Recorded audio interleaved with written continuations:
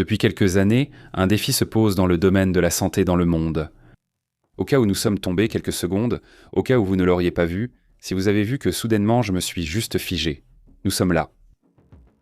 Des cas de grippe aviaire H5, l'une des grippes aviaires les plus préoccupantes, ont été détectés en Chine, aux États-Unis, en Russie, au Japon, dans de nombreuses régions du monde. Mais ils ont été, disons, maîtrisés. Et là où ils ont été isolés, d'une certaine manière, dans ce type de problème, c'est vers l'Océanie, principalement vers l'Australie. Le problème, c'est que la situation continue de s'aggraver, elle continue de se propager, on pense que c'est peut-être à cause des oiseaux migrateurs. Mais d'une certaine manière, le H5 est officiellement arrivé en Australie. Face à cela, de nombreux avertissements concernent l'Australie et le monde entier. Passons aux détails de ce qui se passe dans le monde. Merci à toute la communauté qui nous accompagne, salut à tous. Regardez, au final, la question de la santé et celle des épidémies qui peuvent tout soudainement surgir dans le monde ont également été très abordées. Parce qu'on a vécu une pandémie, évidemment, avec de nombreux défis. Et soudain, les gens pensent que cela ne va pas se reproduire ou qu'il n'arrivera rien de semblable ou de pire. Face à cela, ce qu'ils demandent, c'est tout simplement beaucoup de préparation en matière de prévention. La grippe aviaire H5. Elle a été détectée chez un oiseau marin dans une zone appelée Esperanza.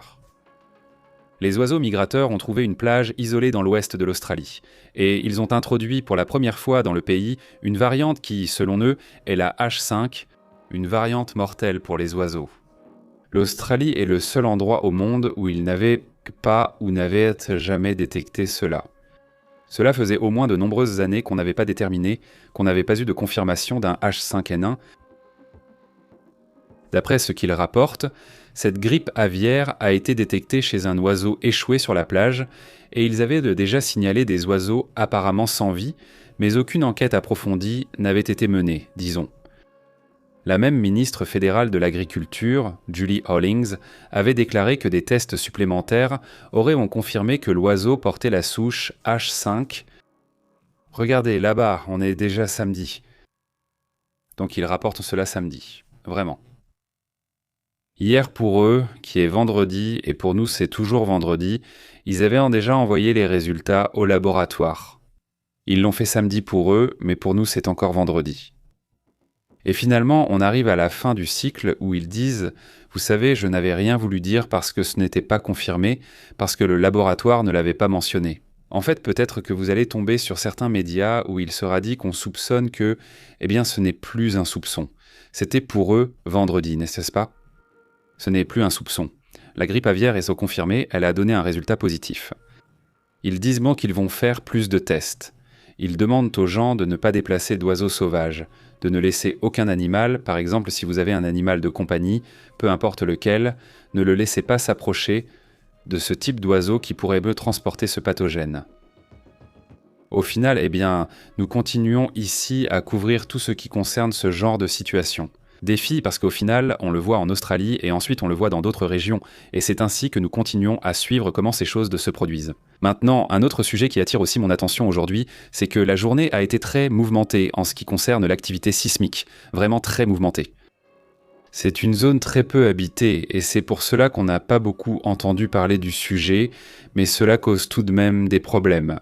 Notamment en pensant à des régions du monde où le risque de séisme plus puissant, de magnitude 5, est plus élevé. 6 ou 7 cette fois-ci, il y en a eu un qui était presque de 7 en fait. Au début on parlait d'une magnitude 7, mais finalement ce n'était pas le cas, c'était un 6,6. Ce n'est pas le seul, il y a déjà plusieurs séismes qui ont été détectés dans cette région. Allons dans le détail, n'est-ce pas ? De ce qui s'est passé dans le monde concernant le sujet sismique, et il faut rappeler qu'on vient d'avoir des séismes en Chine, aux Philippines et au Japon. Le Pacifique, elle a été très très sismique, disons que la fameuse ceinture de feu a été très active. J'aimerais que nous regardions cette image, n'est-ce pas ? Pour voir comment cela se passe, comment aujourd'hui une série de séismes s'est produite, car il y en a déjà eu plusieurs. Voyons si cela apparaît à l'écran, mais pour commencer, un séisme de magnitude 6,6. Au début, on parlait d'une probabilité de tsunami. Cela a déjà été annulé, non, il n'y a pas de tsunami. D'après ce qui est rapporté, allons dans les détails. Regardez, laissez-moi mettre l'image, voyons si elle y est. Non, on ne la voit pas, n'est-ce pas? Voilà, c'est dans cette zone du Pacifique qu'un séisme de 6,6 a été signalé. Allons dans le détail. D'abord celui-ci, ce serait un 6,6 ce séisme qui est ici. Ensuite, il y a eu une réplique de magnitude 6,0 qui est celle-ci, imaginez-vous. Vous, deux séismes de magnitude 6 presque en même temps, cela dans la région de Kamtchatka, au large de la côte russe du Pacifique. Si on s'éloigne, eh bien, pour commencer, regardez juste le nombre de séismes, rien qu'en comptant combien il y en a eu. Ici, il y a eu 51 séismes dans cette zone. Les 5 premiers, 6,6, 6,5, 6,0, 5,8, 5,2, 4,9, non. Ce sont les premiers, ou disons les plus forts, les 5 plus puissants qui se sont produits aujourd'hui. Très proche d'une des zones les plus volcaniques de Russie, qui est cette région où d'ailleurs ils ont aussi eu une forte activité dans la zone. Ici tout près, il y a l'Alaska. Là, il y a toute cette chaîne d'îles qui relie la Russie aux États-Unis par l'Alaska, n'est-ce pas? Il y a toujours de nombreux séismes, mais récemment, les plus puissants ont touché cette région. C'est là que ça a frappé fort, et maintenant, eh bien, un séisme fortement ressenti a été signalé, et il y a sûrement déjà des images qui apparaissent. Mais par exemple, du côté du Japon, il y a eu quelques séismes aujourd'hui. Même dans cette série d'îles qui sont presque reliées à Taïwan. Voici un autre petit séisme et d'autres répliques aux Philippines. Dans cette zone où le séisme principal de magnitude 7,8 a eu lieu récemment aux Philippines, un méga-séisme énorme chaque jour, de plus en plus d'images de la région continuent d'apparaître. Eh bien, il y a encore des répliques aujourd'hui, une de magnitude 4,9 et sûrement, si nous continuons à attendre, une autre réplique arrivera bientôt. Et comme cela a frappé fortement cette zone de la Russie, eh bien, il n'est pas surprenant qu'il y ait des séismes. Ce qui surprend, c'est la quantité et l'intensité, pas un 0,6. Eh bien, on ne voit pas ça tous les jours, et encore une fois, le Pacifique fait parler de lui dans ce sens. L'activité était très intense. Soyez attentifs à ce qui se passe. D'ailleurs, aujourd'hui, nous allons aborder d'autres sujets importants. Un grand salut à toute la communauté qui nous regarde en direct et à ceux qui nous regardent en différé. Merci beaucoup de nous accompagner. Passons à d'autres sujets également importants. Salutations. Comment vas-tu? Parti MT, Italo, Élisée et toute la communauté qui arrive. Merci beaucoup d'être ici avec nous et à toute la communauté qui nous a envoyé des informations sur ce qui s'est passé au Costa Rica. Nous venons de publier un rapport sur cette situation. Parce que oui, évidemment, c'est assez grave, n'est-ce pas? L'explosion qui a eu lieu près de l'endroit où se trouvait la présidente de ce pays, n'est-ce pas?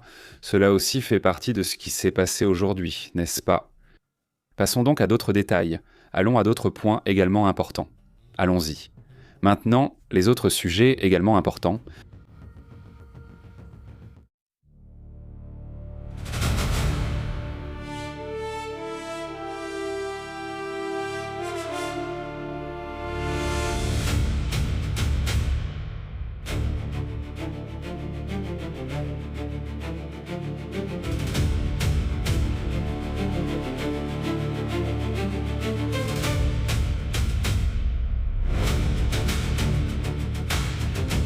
Passons à la publication de Digital Circus. 8,2 millions de vues, excellent chiffre. Et bien les autres. Attendu par beaucoup, merci, n'est-ce pas? Je crois qu'ils ont déjà publié à 16h, 4, 5, c'est-à-dire en 2h30, d'accord? Merci. 2 merci et merci. Oui, 2 merci, merci, merci, merci. 50 merci, merci. 8,2 millions, merci. ¿Serán 2 horas y media? Merci, merci. Merci. Minutos, vale. 8. Merci. Ce qui apparaît là est toujours bien plus, c'est-à-dire les vues sont toujours en retard. C'est-à-dire il se rend compte de ce que vous voyez, surtout quand c'est en différé, c'est-à-dire quand quelque chose est enregistré.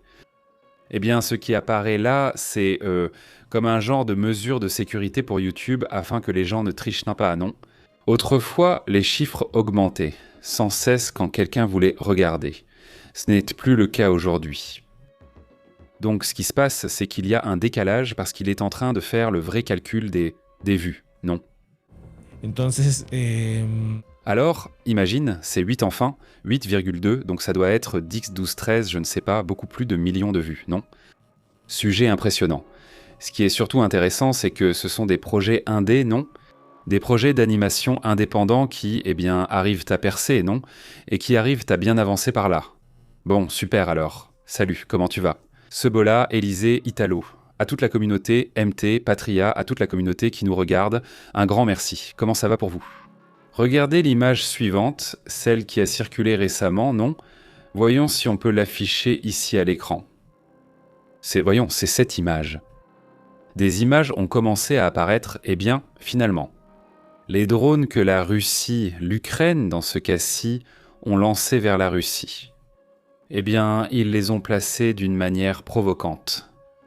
Entre les attaques contre Moscou, les attaques contre des zones, surtout des raffineries, des bases, etc., ils ont frappé fort. Maintenant, ce sont déjà des drones de longue portée. Ce sont des drones qui parcourent des centaines de kilomètres et qui, lorsqu'ils s'approchent, les 10 ou 20 derniers 6 kilomètres du trajet, ils les font de manière autonome. C'est également très surprenant que ces attaques soient enregistrées. Parfois, il y a 2, 3, 4 drones en plus, c'est-à-dire que ce sont des essaims de drones, et l'un d'eux enregistre les attaques, n'est-ce pas? Et ces attaques, elles sont transmises, elles sont envoyées, toutes ces informations qui au final serviront pour les guerres à venir. Malheureusement, les guerres ne s'arrêtent pas, n'est-ce pas? Elles continuent, et tu vois comment le conflit devient de plus en plus automatisé, n'est-ce pas? Il y a des avancées technologiques, oui, très impressionnantes, tout ce que tu veux, mais au final, ce sont des avancées pour des guerres qui nous semblent peut-être très lointaines pour l'instant, mais qui, plus tard, s'étendront ailleurs, non? Au final, c'est aussi une guerre pour avoir la technologie la plus avancée, non? Certaines choses sont partagées ou visibles, comme ces routes, non? Où passent des trains. Et ici, nous avons parlé de cette ligne de train qui va de la Russie pour acheminer des fournitures vers la Crimée, qui a été attaquée justement en pensant à récupérer un jour la zone occupée de la Crimée, n'est-ce pas? Ça ne va sûrement pas être quelque chose de simple, mais c'est un sujet où, si on avance comme ça, n'est-ce pas? Des attaques sur les approvisionnements, non? En gros, en assiégeant l'endroit. Des vidéos internes ont commencé à apparaître en Crimée, montrant les attaques, et ils les célèbrent en Crimée, n'est-ce pas? Je veux dire, il y a au moins une partie de la population là-bas qui voudrait déjà, disons, passer du côté de l'Ukraine.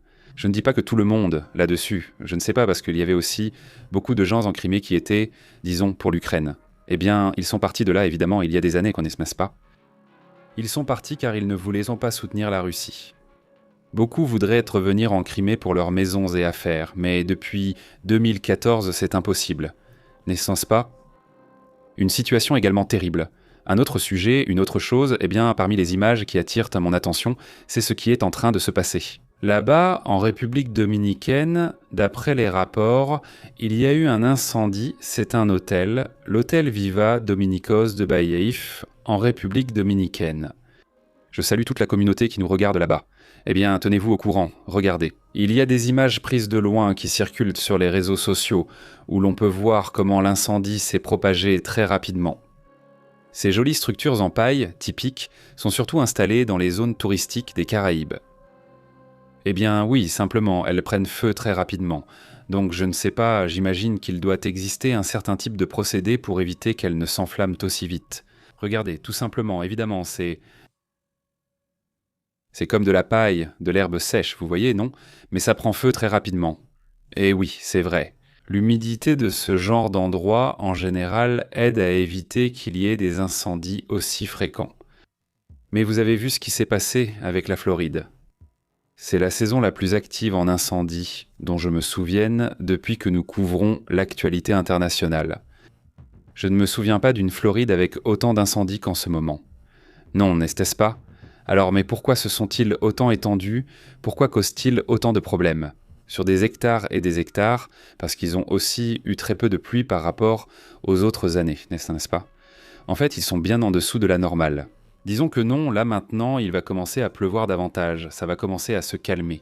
D'ailleurs, tout à l'heure, il y a eu un énorme orage ici à Monterrey, mais vraiment énorme, du genre, il faisait tout ensoleillé, le ciel était dégagé, il y avait des prévisions d'orage, oui, il y avait des prévisions d'orage, mais tu te dis, mais où était l'orage? Non, l'orage.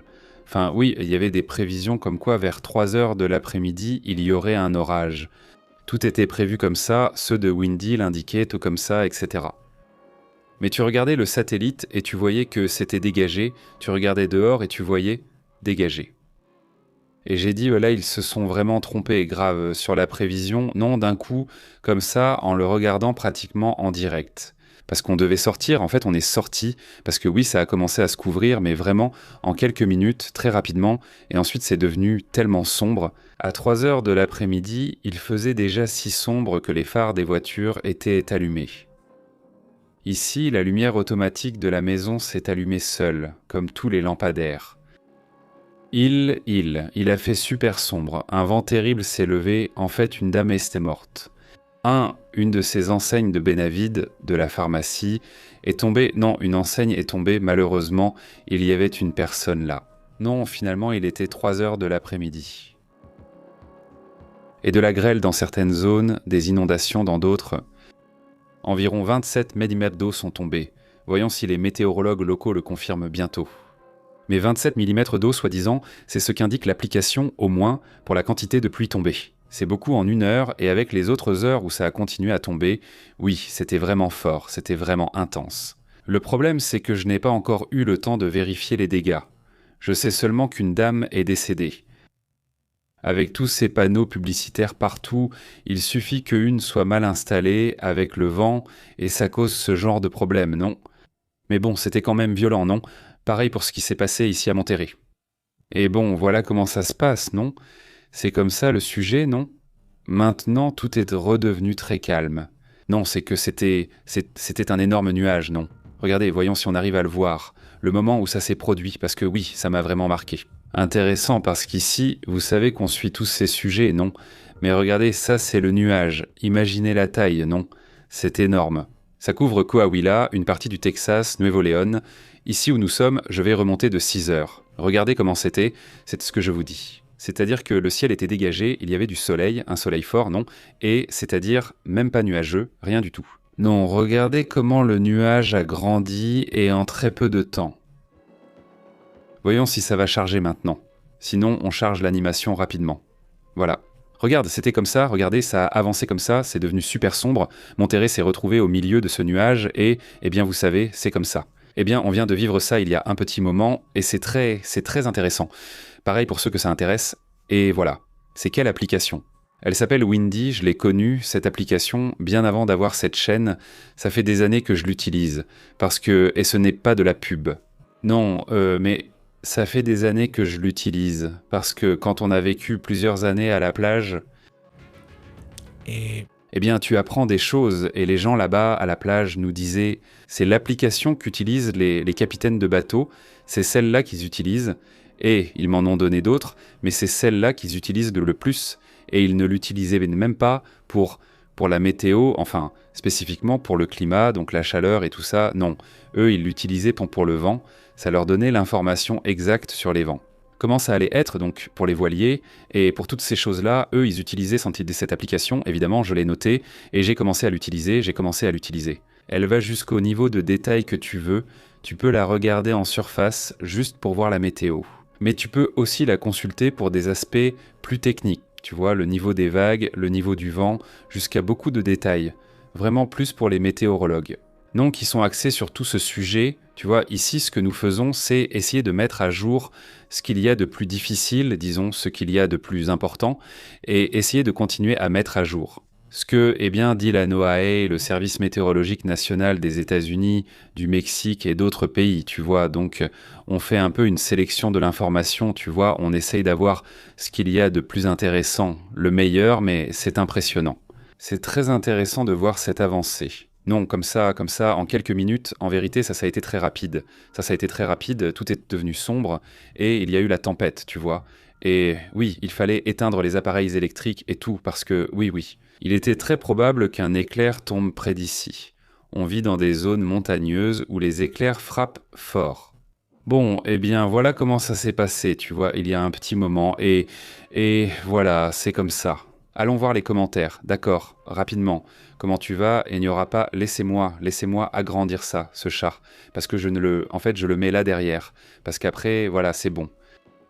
Très bon après-midi, comment vas-tu, papa de Novak? Bonjour, un énorme salut. Merci beaucoup de nous accompagner, Patry. Espérons que les gens ne passent pas un mauvais moment avec toute cette pluie. Oui, bien sûr. C'est-à-dire, je veux dire, la pluie est toujours la bienvenue, évidemment, mais surtout quand elle arrive très soudainement, eh bien, ça te cause des soucis. Non, il dit, voyons, où est-ce, il dit, si... Les entreprises de privilégient désormais les projets indépendants, offrant de meilleurs résultats à moindre coût. Un fait curieux est que la créatrice dans Goose World a repris le thème, l'intrigue d'un livre. Je n'ai pas de bouche pour, mais je dois crier « Ok, oui ». Il est très connu, et l'auteur s'est fâché, lui souhaitant de la malchance, mais elle s'en est très bien sortie. Je vous la recommande à regarder un week-end. Il n'y a que 9 épisodes, et le synopsis parle d'une IA qui piège des humains dans une réalité virtuelle, et ils essaient de tenter de s'échapper. Je les ai déjà vus. Je n'ai pas besoin de celle-ci, je les ai déjà vus. Ça ne marche pas, et regarde, honnêtement, moi je ne l'aurais pas regardé. Le style d'animation ne m'attirait pas vraiment. Ce n'est pas qu'il soit mauvais, ça ne m'attirait tout simplement pas, voilà. Non, en fait, ce sont mes enfants qui m'ont dit « Papa, regarde l'histoire, bah tu vas voir ». Et je me suis lancé. Avant tout, c'est mon fils aîné qui a le plus insisté. Et non, l'histoire est vraiment géniale, n'est-ce pas ? Vraiment géniale, très intéressante. Et en fait, là, on attend juste de finir le direct de ce soir pour aller regarder la dernière, non ? Celle qu'ils ont mise en ligne à 16h, non ? Et ils ont un autre projet aussi, très intéressant, avec un... Je ne me souviens plus du nom, honnêtement. Celui où il y a des monstres un peu à la Frankenstein, un truc un peu fou comme ça. Un peu folle, cette animation m'a encore plus plu, non ? Cette animation-là. Mais oui, il y a beaucoup de projets indépendants. Bon, ça c'est l'obsession, n'est-ce pas ? Celle des Backrooms, on est allé la voir au cinéma, évidemment pour soutenir aussi le cinéma indépendant, et le cinéma indé, et puis le cinéma fait par des gens qui créent du contenu ici sur YouTube, n'est-ce pas ? Et qui se dit, eh bien regarde, maintenant je peux un peu vivre de ce que je fais, laisse-moi essayer de le faire à un niveau, disons, de studio, n'est-ce pas ? À un niveau qui puisse sortir en salle et qui puisse être diffusé comme ça. Et je ne sais pas si vous l'avez déjà vu, celle de Bad Backrooms. Mais la vérité, c'est que le film, et c'est vraiment correct, il vaut le coup d'aller le voir au cinéma, il est agréable à regarder. Si tu aimes ce genre d'ambiance, moi je l'ai ressenti comme un bon épisode de la 4e dimension. Oui, j'ai ressenti quelque chose comme ça m'a plu, c'est-à-dire, c'est sympa d'aller voir quelque chose de différent, que ce ne soient pas toujours les mêmes acteurs habituels, que ce soit juste de ce côté-là, je trouve ça très rafraîchissant, non ? Il y a aussi d'autres épisodes sur YouTube que je n'ai pas vus, il faudra les regarder, mais je me suis lancé comme ça. Le film sans... Oui, je connaissais plus ou moins le projet, mais je ne l'avais pas vu, et maintenant, avec ça, j'ai pu en profiter. Je n'ai pas vu Obsession, je veux la voir, mais je ne sais pas si elle est encore au cinéma. Je n'ai pas eu le temps et j'ai beaucoup de films à voir. Parce qu'il y a aussi celle de Steven Spielberg, que je veux voir aussi, évidemment. Et je veux voir cette autre. Mince. J'ai oublié l'autre que je voulais voir, mais il y en a quelques-unes à voir au cinéma. On verra la semaine prochaine ou autre. Mais oui, j'aime beaucoup qu'on vive enfin dans un monde qui commence à regarder un peu. L'indépendant, pas seulement pour dire « Regarde, ça, il y a les indépendants », non.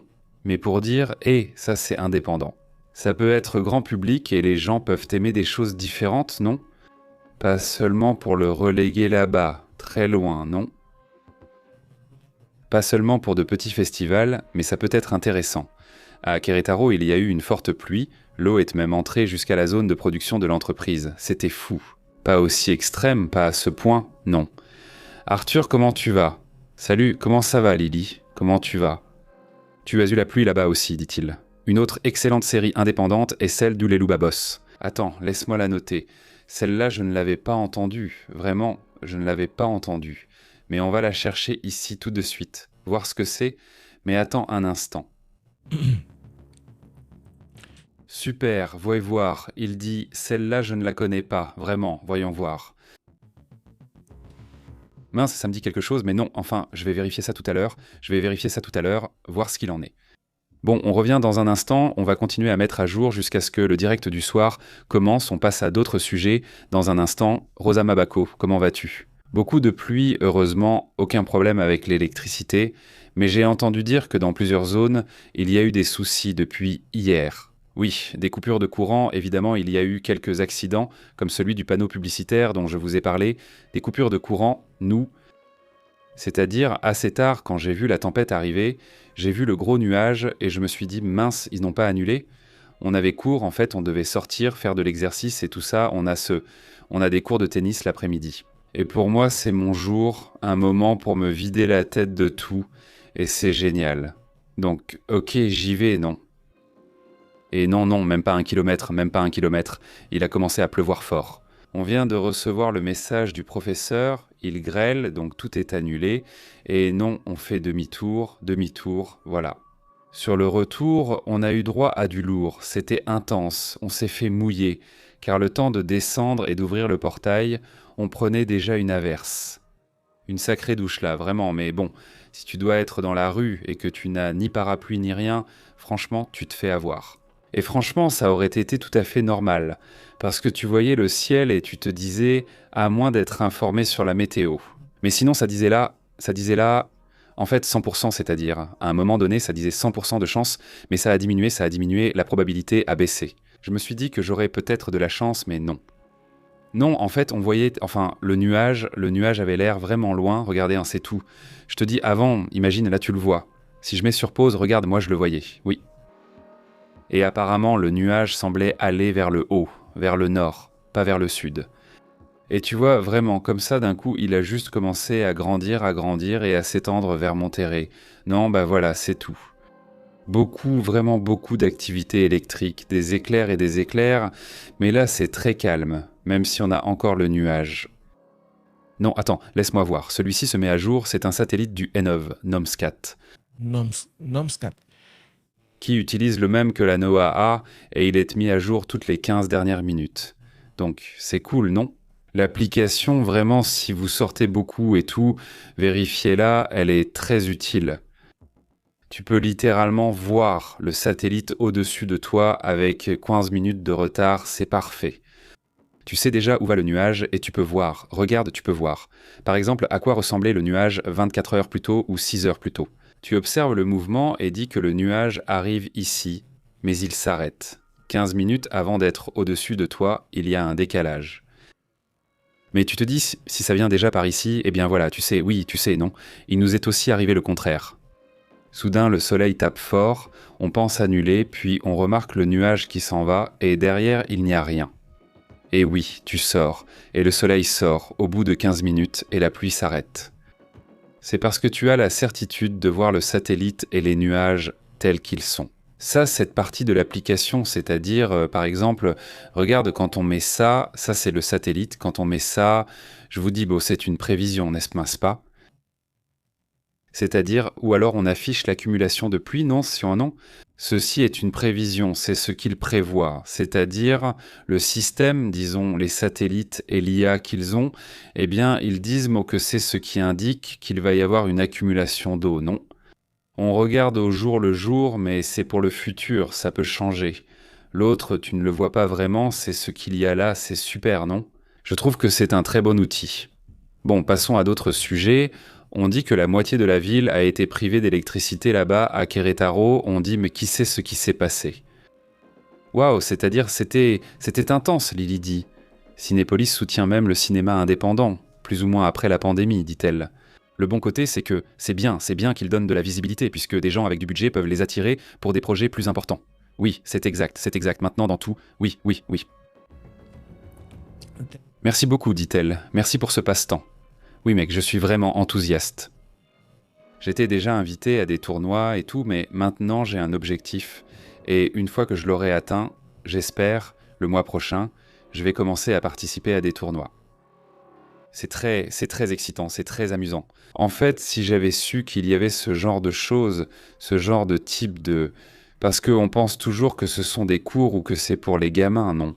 Et il dit, non, en fait c'est varié, il y a de tout. Je crois que le plus jeune doit avoir une 20aine d'années et le plus âgé doit avoir dans les 60 ans, non. Il y a vraiment de tout. Et d'ailleurs, au centre de tennis, il y a des gens de 80 ans qui jouent au tennis, genre 80 et quelques. Et ils frappent fort, n'est-ce pas ? Des années d'entraînement déjà, non ? Donc c'est super, c'est vraiment super et c'est un exercice très fonctionnel parce que tu fais tout le temps des choses différentes. Et bien sûr, moi j'ajoute d'autres choses, n'est-ce pas ? Non, rien, c'est juste ça. C'est-à-dire, oui, j'ajoute plus de choses comme courir, faire de la musculation, marcher, la montagne. Donc oui, on a ajouté plus et on veut aussi ajouter le vélo. Je ne sais pas si ce sera l'an prochain, mais cet exercice est très fonctionnel. Parce que celui-ci, en fait, tu fais tout. C'est-à-dire, tu t'étires, tu cours, tu trottines. Coordination, compétition, sociabilité, beaucoup de sociabilité, c'est-à-dire, tu échanges beaucoup avec tout le monde là-bas. Parce que c'est aussi très convivial, n'est-ce pas? Et parfois, il y a des sports qui ne te donnent pas l'occasion de parler, ou qui ont beaucoup de contact physique, comme sekou, disons non. Au final, ce n'est pas mauvais, c'est juste que tu ne socialises pas autant, n'est-ce pas? Ici, à l'Oka, c'est beaucoup basé sur l'amitié, non? Tu vois, des choses comme ça, c'est sympa, oui, faire de l'exercice, c'est beaucoup de choses. Comme ça, oui, ça demande vraiment beaucoup de coordination, ça. La vue aussi, et il y a beaucoup de choses en même temps, et tu réalises que tu prends de plus en plus de conditions. Pourquoi? Parce que c'est des sprints, tu vois, tu cours vite, puis tu t'arrêtes, tu cours vite et tu t'arrêtes. Tu cours vite. Donc non, au début, oui, tu finis complètement épuisé, mais je veux dire, au début, en août de l'année dernière, tu finissais complètement crevé. C'est vraiment, vraiment bien, il dit. Excellent. Eh bien, on y va, à tout à l'heure. Dans quelques minutes, on revient. Dans quelques minutes, on revient. Nous sommes ici en train de vous préparer un reportage avant celui du soir, non? Donc là, on se revoit tout de suite par ici. Salutations et bon, merci de nous accompagner. À bientôt.